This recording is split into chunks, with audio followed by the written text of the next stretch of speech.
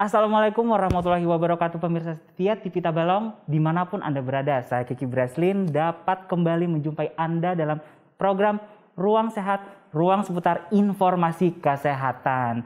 Pemirsa, Ruang Sehat episode kali ini akan membahas tentang mengenal TORCH dan bahaya bagi kehamilan. Nah, kira-kira mitos atau fakta ibu hamil tidak boleh bermain dengan kucing? Nah, bagaimana kalau di rumah kita banyak sekali memelihara kucing? Konon katanya kucing itu membawa virus yang membahayakan bagi ibu hamil, yaitu virus TORCH. Nah, apa itu kira-kira virus TORCH dan apakah benar asumsi tentang ibu hamil dan kucing tadi? Nah, untuk menjawab hal ini di studio kita sudah hadir seorang dokter, yaitu Dr. Ketut Widiana, yaitu dokter spesialis kandungan. Selamat malam dokter. Selamat malam. Apa kabar? Kabar baik. Nah, saya ingin bertanya satu dokter sama dokter. Sudah vaksin dokter? Syukurlah sudah. Oh iya sudah berarti. Nah itu pokoknya semua bintang tamu nanti saya akan tanyakan sudah vaksin apa belum. Oke deh. Lanjut ya dokter ya. Ya. Oke dokter. Ini kan kita kan membahas tentang TORCH nih. Nah kira-kira TORCH itu apa sih dokter? Nah ini topik yang menarik ya. Iya. Mungkin banyak pertanyaan, sering dengar apa itu TORCH ya. Iya. Tapi nggak tahu TORCH itu apa sih sebenarnya. Nah TORCH itu merupakan sebuah singkatan dari beberapa penyakit, yaitu toksoplasma, rubella, sitomegalovirus, dan herpes. Oh berarti ada 4 ya? Iya. Ada 4 virus. Nah dokter, itu kan ada beberapa tuh virusnya. Kira-kira itu penyebabnya apa sih? Nah, jadi karena dari beberapa jenis ini, yaitu toksoplasma itu sendiri, penyebabnya adalah parasit. Nah, itu yang sering didengar hubungan dengan kucing dengan toksoplasma. Nah, itu di toksoplasma. Dan yang lainnya seperti rubella itu penyebabnya virus, ya. Kemudian sitomegalo itu penyebabnya juga karena virus dan herpes itu juga karena virus. Oh, gitu. Nah, dokter, kan ada beberapa macam virus tadi ya. Nah itu emang dia itu menyerang ibu hamil atau enggak ibu hamil itu bisa diserang atau bapak-bapak juga bisa diserang? Nah karena dia penyebabnya adalah parasit dan virus, jadi yang berisiko tidak hanya pada ibu hamil. Jadi penyakit ini bisa menyerang mulai dari bayi, anak-anak, orang dewasa, orang tua, semua bisa terkena. Oh berarti anak-anak juga bisa terserang juga? Ya anak-anak juga bisa. Oh, kira-kira dari keempat itu yang sering dok? Nah, karena concern kita lebih sering pada ibu hamil. Tapi tidak menutup kemungkinan semua juga bisa kena. Terutama pada orang dengan daya tahan tubuh yang lemah. Jadi semua bisa berisiko terkena TORCH itu. Nah dokter, kira-kira nih ya, secara singkat aja, gejala si TORCH itu tuh gimana tuh dokter? Nah memang karena penyebabnya adalah parasit dan virus ini, dia tidak memiliki gejala yang spesifik. Artinya kalau kita dengan melihat aja, kita tidak bisa membedakan ini karena penyakit yang lain atau karena TORCH. Makanya penting untuk mengetahui pasti penyebab penyakit ini adalah dengan pemeriksaan darah. Tapi gejala-gejala umum itu hampir sama dengan gejala-gejala penyakit yang disebabkan oleh virus, yaitu kadang demam, nyeri sendi, batuk, seperti gejala influenza, hampir sama seperti itu. Nah, cuman concern kalau pada ibu hamil, nah itu agak berisiko, agak berat kepada si janin. Oh, iya, betul. Oke dokter, kan tadi tuh pada ibu hamil ya. Nah kira-kira beresiko nggak terhadap janin yang dikandung si ibu hamil? Nah itu yang penting kita perlu perhatian adalah apabila TORCH ini mengenai ibu hamil. Nah karena TORCH ini punya risiko yang cukup besar terhadap kehamilan itu sendiri dan janin yang dikandungnya itu punya risiko yang besar, bisa sampai menyebabkan keguguran, menyebabkan kecacatan, bayi lahir prematur, bayi meninggal, banyak risiko yang akibat dari TORCH itu. Baik pemirsa, kita akan melanjutkan perbincangan kita setelah jeda berikut. Jangan kemana-mana, tetap di Ruang Sehat, ruang seputar informasi kesehatan.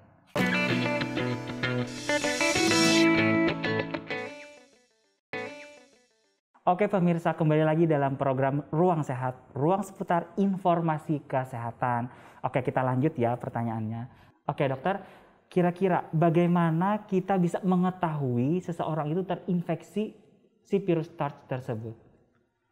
Nah, memang karena dari gejala sendiri, kalau secara umum agak sulit membedakan apakah ini infeksi karena TORS atau karena infeksi virus lain. Karena gejala-gejala TORS itu sendiri tidak punya gejala khas sama sekali. Gejalanya, kalau orang yang kena dengan daya tahan tubuh baik paling memiliki gejala demam, nyeri sendi, sama seperti kena virus influenza biasa. Nah, untuk mengetahui seseorang ini apakah dia terkena TORS atau tidak, maka pemeriksaan lab itu yang akan mendukung. Jadi pemeriksaan darah itu untuk mengetahui apakah seseorang itu terinfeksi TORS atau tidak. Nah, jadi seperti itu, iya. dokter ya. Oke dokter, kira-kira nih, bagaimana cara penanganan terhadap ibu hamil yang terinfeksi si virus TORS tersebut, dan kira-kira virus TORS itu bisa sembuh nggak sih? Nah, memang untuk penanganan sendiri, kalau kita sudah menegakkan diagnosis, artinya kita sudah pastikan bahwa seorang itu terinfeksi TORS, nah khususnya pada ibu hamil, misalkan dari pemeriksaan darah kita sudah tahu bahwa terkena TORS. Nah, maka perlu pengobatan. Ya, pengobatannya biasanya kan jenisnya beda-beda nih. Iya. Kalau TORS itu kan terdiri dari toksoplasma, rubella, sitomegalovirus, dan herpes. Yang 4 tadi ya, 4. Jadi penanganannya juga berbeda-beda. Nanti penting pada ibu hamil misalkan khususnya ya harus konsultasi lebih lanjut pada dokternya, karena biasanya akan diberikan pengobatan entah itu antiparasit ataupun antivirus.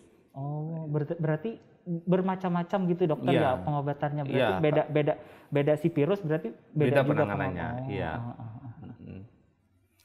Nah, terkait tadi juga apakah bisa sembuh nggak sih sebenarnya virus TORS ini? Nah, dengan pengobatan yang baik harapannya sih virus TORS ini ya sembuh. Cuman namanya virus terkadang ataupun parasit dia bisa ada menetap di dalam tubuh. Tapi kalau dengan daya tahan tubuh yang baik, kemudian imun yang bagus, dia tidak akan menimbulkan gejala. Tapi pada seseorang yang daya tahan tubuhnya rendah, dia bisa muncul lagi sewaktu-waktu. Nah, itu makanya penting. Jadi evaluasi selanjutnya setelah pengobatan itu juga perlu evaluasi apakah virusnya ini sudah berkurang atau hilang dalam tubuh. Nah, kira-kira nih dokter, dari keempat itu yang lebih ya anggap ya yang lebih kayak ya anggap ganas lah kayak gitu. Ada nggak sih dok? Nah, sebenarnya sih hampir kita nggak bisa membedakan salah satu mana lebih berisiko mana enggak. Ya, jadi memang dia memiliki risiko yang berat tentunya. Jadi pada seseorang yang terutama khusus kita bicara kepada ibu hamil, toksoplasma, rubella, sitomegalovirus atau herpes itu memang memiliki risiko saat terjadi kehamilan. Berarti sama dokter. Ya, punya risiko yang sama. Oke dokter, nah apabila kalau ada seorang ibu hamil yang terinfeksi TORS saat pada kehamilan, itu kira-kira ada dampaknya nggak sih dok terhadap janin tersebut? Nah, itu memang perhatian kita pada ibu hamil apabila terinfeksi TORS. Nah, ini yang perlu hati-hati dan perlu penanganan. Karena apa? Karena risikonya cukup berat. Ya, misalkan nih, dari awal kehamilan pada orang yang terinfeksi TORS ini, dia bisa menyebabkan keguguran. Itu salah satunya. Jadi dari awal kehamilan itu berisiko terjadi keguguran. Kemudian kalau nggak terjadi keguguran bisa jadi hamilnya tidak berkembang. Kalau hamilnya berkembang, kadang bisa terjadi prematur atau lahir sebelum waktunya. Bisa juga menimbulkan kelainan-kelainan pada janin itu sendiri. Seperti contohnya kelainan pada pendengaran, pada mata, pada jantung, kemudian hidrosepalus yang mungkin kita bisa sering dengar, yaitu cairan pada otak, dan bahkan bisa menimbulkan kematian pada janin. Nah, itu makanya penyakit TORS ini penting untuk kita ketahui. Jadi khususnya pada ibu-ibu yang merencanakan hamil ataupun yang sedang hamil. Oke dokter. Nah, kira-kira ada resiko jangka panjang nggak sih saat kesehatan anak pada anak yang lahir tersebut dengan ibunya yang terinfeksi si virus TORS tersebut? Nah, itu yang kita memang khawatirkan. Artinya apabila saat kehamilan ibu itu terkena TORS dan tidak mendapat penanganan yang optimal, yang kita lakukan ketika bayi itu lahir, dia memiliki risiko. Risiko salah satunya yang saya sebutkan tadi, dia punya risiko pertumbuhannya terhambat, ya dibandingkan janin yang lain mungkin kita perlu curigai seandainya tumbuh kembang anak itu terhambat dibandingkan yang lain. Kemudian risiko berikutnya mungkin kelainan-kelainan organ seperti kelainan jantung, gangguan pendengaran atau tuli istilahnya. Kemudian gangguan pada mata, karena dia bisa menyebabkan kebutaan mungkin salah satunya. Kemudian gangguan pada hati, pada limpa, pada ginjal, dan juga gangguan dari susunan sarafnya. Sehingga anak risiko kejang, gangguan sensorik dan motorik. Nah, itu yang resiko-resiko yang mungkin bisa terjadi apabila saat hamil ibu itu terinfeksi TORS. Nah, dokter, kira-kira nih bagaimana cara pencegahan yang tepat pada ibu yang sedang hamil maupun yang ibu ingin merencanakan kehamilan? Nah, ini mungkin yang penting menjadi perhatian karena setiap orang yang menikah pasti tentunya ingin hamil, punya anak, ya.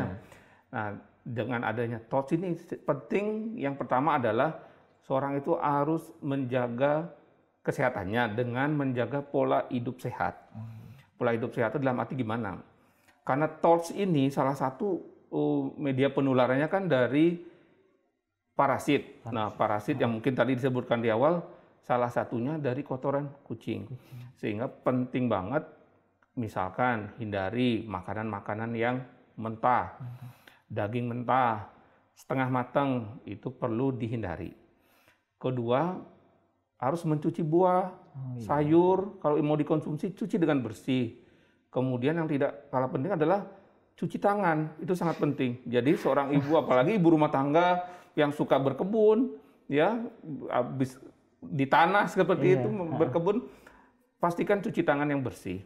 Karena apa? Karena parasit itu salah satunya cara penularannya itu ya dari kotoran bisa masuk ke dalam mulut kita lewat makanan-makanan yang seperti saya sebutkan tadi. Jadi salah satunya adalah jaga pola hidup sehat, ya. Kemudian tentunya ya olahraga yang cukup, karena dengan daya tahan tubuh yang baik, konsumsi vitamin, harapannya karena tidak semua orang yang terkena TORS ini akan menimbulkan gejala. Jadi ada juga dengan daya tahan tubuh yang baik justru virus ini akan menimbulkan gejala apa-apa. Kayak orang sehat aja, dokter, ya berarti. Iya. Baik pemirsa, itu tadi perbincangan kita. Nanti kita akan melanjutkan perbincangan yang seru ini di segmen berikutnya. Jangan kemana-mana, tetap di Ruang Sehat, ruang seputar informasi kesehatan.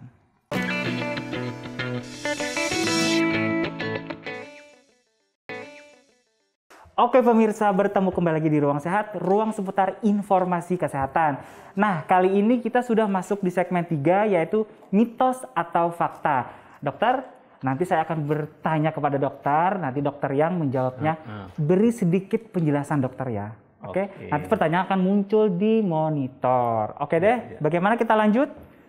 Oke, pertanyaannya adalah, ibu hamil tidak boleh bermain kucing agar tidak terinfeksi virus TORS. Mitos atau fakta? Ibu hamil tidak boleh bermain dengan kucing, ini mitos. Ya. Alhamdulillah. Nah, mitos. Penting saya jelaskan di sini. Jadi ibu hamil masih boleh bermain dengan kucing. Tapi syaratnya, pertama pastikan kucingnya sehat. Nah, untuk tahu salah satunya harus cek ke dokter hewan. Ya, apabila perlu kucingnya pun harus dapat vaksin sehingga bebas dari penyakit. Kalau ibu hamil pelihara kucing, pertama harus sering cuci tangan. Ya, misalkan habis bermain dengan kucing, karena risiko itu ada pada kotoran kucing. Karena toksoplasma itu contohnya pada kucing yang terinfeksi, dia mengeluarkan parasitnya itu lewat kotorannya. Apabila seorang ibu itu habis membersihkan kotoran kucing, atau misalkan menyentuh tempat makannya, atau di tanah tempat kotoran kucing, nah itu bisa menempel di tangan.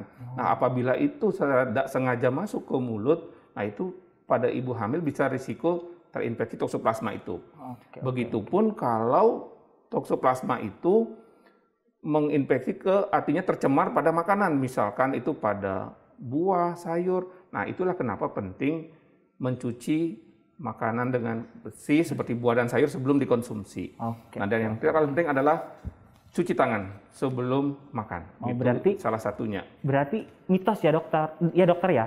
Mitos. Oke deh. Iya. Berarti teman-teman di rumah yang miara kucing, berarti yang harus dijaga adalah kesehatan kandangnya. Benar dokter? Ya, jadi kucingnya dijaga kebersihan kandangnya, dan tentu saja kalau ibu hamilnya nih, habis bermain-main dengan kucingnya jangan lupa harus cuci tangan ya. Jadi itu yang penting. Oke, lanjut ke pertanyaan selanjutnya.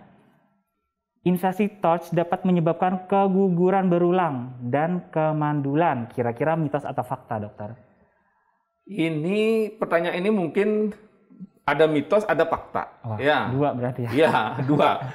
Kalau untuk fakta bahwa infeksi torch dapat menyebabkan keguguran itu benar. Ya, dari beberapa penelitian menunjukkan bahwa memang salah satu risiko yang bisa terjadi kalau terinfeksi torch itu adalah terjadinya keguguran. Kemudian untuk kemandulan itu sendiri sih belum ada kaitan langsung bahwa orang yang terinfeksi torch pasti nggak akan punya anak. Kalau mandul itu kan istilahnya nggak bisa punya anak nih. Nggak punya. Nah, tapi kaitannya dengan keguguran, nah itu memang torch itu salah satu yang perlu kita curigai apabila seorang perempuan itu hamil, kemudian terjadi keguguran, apalagi kegugurannya berulang sampai 2 kali, 3 kali, maka kita perlu melakukan pemeriksaan, salah satunya screening untuk torch ini. Oke, lanjut. Kita lanjut ke pertanyaan berikutnya ya dokter ya. Oke, virus torch dapat menular melalui ASI. Nah, kira-kira mitos atau fakta dokter? Ini mitos. Oh, mitos. Aman berarti. Karena virus torch itu seperti kita ketahui, salah satu penularannya adalah, kalau toksonya sendiri kan fekal oral, artinya dari kotoran bisa masuk ke mulut kita secara lewat tangan yang kotor, terkontaminasi misalkan. Kemudian kalau untuk virus sendiri, lebih banyak penularannya itu adalah lewat udara, seperti kita tahu seperti virus COVID sekarang kan. Nah, seperti itulah virus pada umumnya adalah penularannya lewat kontak. Berarti jadi dia kalau untuk ASI sendiri sih sampai saat ini sepertinya belum ada bukti bahwa torch ini ditularkan lewat ASI. Oke. Lanjut ke pertanyaan berikutnya. Rajin minum air kelapa agar kulit bayi menjadi bersih. Nah, kira-kira mitos atau fakta, dokter? Nah, ini mungkin sering ditanyakan juga ya. Sering banget. Ini mitos. Oh, mitos. Ya. Oh, mitos ibu-ibu ya. Jadi tidak ada kaitan langsung bahwa seorang ibu hamil yang rajin mengkonsumsi air kelapa maka nanti bayinya lahir kulitnya akan putih, glowing, ya, putih. Sudah perawatan dari dalam dokter ya. Tapi air kelapa ini itu baik, ya, karena apa? Karena air kelapa ini kan mengandung elektrolit, ya, natrium, kalium yang diperlukan khususnya pada ibu hamil. Jadi mengkonsumsi air kelapa itu baik pada ibu hamil karena untuk mengatasi dehidrasi, ya, mencukupkan kebutuhan elektrolitnya. Tapi kaitan langsung antara air kelapa dengan akan menyebabkan kulit bayi menjadi cerah, bersih, berkilau. Nah, tentu saja ini mitos. Tapi dengan kita mengkonsumsi cairan yang cukup, salah satunya misalkan air kelapa, kan kehamilan akan menjadi sehat. Harapannya hamil yang sehat, bayi yang lahir juga harapannya memiliki kulit yang sehat. Nah, berarti mitos ya kalau kaitan langsungnya ya antara air kelapa dengan kulit yang glowing. Ya. Oke, lanjut dokter ya. Nah, ini makanan kesukaan saya sebenarnya nih. Ibu hamil tidak boleh makan durian. Mitos atau fakta, dokter? Ini juga mitos. Ya, mungkin ini berita baik untuk ibu-ibu hamil ya. Iya. Karena seringkali kan berkembang di masyarakat orang hamil tidak boleh makan durian. Padahal tentu kita tahu di sini di Tabolong kan seringkali pas musim durian banyak sekali durian ya. Banyak banget. Dan tentunya pada orang hamil tentunya ngelihat durian dia ingin kan. Nah, ini ibu hamil tuh boleh konsumsi durian. Karena apa? Durian itu juga baik untuk kehamilan. Karena dia mengandung vitamin. Salah satunya asam folat juga terkandung pada durian. Dan itu diperlukan untuk ibu hamil. Begitu juga seratnya juga baik untuk pencernaan. Tapi penting juga menjadi catatan bahwa jangan berlebihan, itu aja. Jadi konsumsi secukupnya itu boleh. Oke. Berarti yang berlebihan itu nggak baik ya, dokter? Iya, nggak bagus. Oke, lanjut ke pertanyaan berikutnya. Ibu hamil tidak wajib vaksin torch. mitos atau fakta, dokter? Ini fakta. Oh, fakta. Iya. Jadi fakta. memang saat ini vaksin TORS itu sendiri belum ada. Ya, artinya khusus buat TORS itu tidak ada vaksinnya. Tapi sangat diharapkan karena ada beberapa sudah tersedia. Misalkan ini khusus untuk sedang dikembangkan sih sebenarnya ya vaksinnya sini. Tapi memang secara umum ke ibu hamil belum ada, dari pemerintah sendiri belum mewajibkan. Tapi misalkan nih, kalau rubella, nah rubella itu disarankan sebelum seseorang itu untuk hamil, sebaiknya lakukan dulu vaksin seperti ini. Jadi itu penting ya. Jadi sekarang sudah ada vaksinnya. Jadi pada seseorang yang merencanakan untuk kehamilan, maka penting sebelumnya dilakukan vaksin rubella itu sendiri. Ya. Oke. Nah pemirsa, itu tadi adalah segmen mitos atau fakta. Nah kita sekarang akan mendengarkan kira-kira ada pesan nggak sih dokter untuk buat ibu-ibu di rumah yang sedang mau hamil atau apa kayak gimana gitu? Ya, jadi untuk ibu hamil yang merencanakan untuk kehamilan, pertama kita harapkan selalu kalau kita bicara tentang TORS, maka penting sekali kita mengetahui bahwa kita sebenarnya terinfeksi apa tidak sih. Kalau seseorang itu hamil dan terinfeksi TORS, itu berisiko untuk kehamilannya. Jadi penting sekali sebelum merencanakan kehamilan perlu konsultasi lebih lanjut ke dokter kandungan. Perlu pemeriksaan untuk mengetahui apakah terinfeksi TORS atau tidak. Karena satu-satunya jalan adalah dengan pemeriksaan laboratorium, pemeriksaan darah. Seandainya nanti diketahui ternyata terinfeksi TORS, maka perlu pengobatan. Sehingga harapannya ketika terjadi kehamilannya berjalan dengan baik dan hasil lahirnya tentu kita harapkan lahir bayi yang sehat. Nah itu yang kita harapkan. Jadi untuk ibu hamil ataupun ibu yang merencanakan untuk hamil, itu penting dilakukan screening dulu, pemeriksaan untuk TORS itu sendiri. Oke pemirsa, tetap saksikan Ruang Sehat setiap hari Selasa dan Kamis hanya di TV Tabelong. Saya Kiki Breslin mewakili kru yang bertugas pamit undur diri. Dan akhir kata, wassalamualaikum warahmatullahi wabarakatuh.